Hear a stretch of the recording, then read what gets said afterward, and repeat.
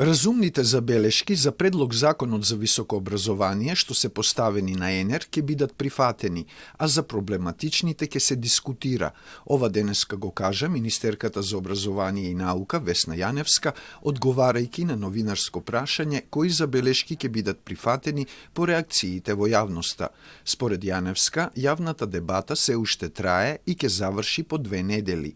Универзитетите дотогаш треба да ги достават нивните интегрирани забелешки, а од следната седмица представници од МОН ќе ги посетуваат универзитетите низ Македонија и ќе разговараат со професорите за предлог законските измени за високото образование. Се што сметаме дека е разумно, ќе биде прифатено. Се што сметаме дека можеби ќе представува проблем, ќе биде дискутирано. Кратењето на студиските програми со 3 до 5 студенти предизвика голем револт во јавноста.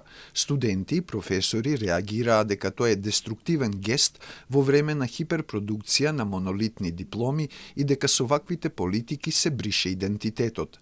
Реакции имаше и за обврската универзитетскиот кадар кој аплицирал за избор во научно звање до изборот да објави 3 до 4 научни трудови во списание со импакт фактор од базите на Web of Science или Scopus.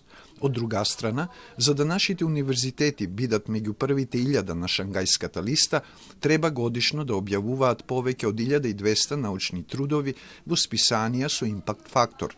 Нашиот најстар универзитет, Свети Кирил и Методи, годишно продуцира 300 до 500 трудови.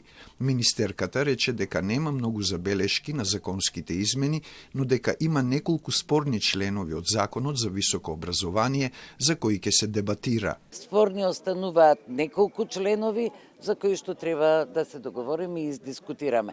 Но потенцирам, како што веќе и кажав, ние веќе немаме време да си играме со образование и наука, немаме време за просечни и подпросечни резултати кои не доведоа во оваа ситуација, мора да тргнеме напред. МОН од година во година ги зголемува сумите за образование и наука, дополни министерката.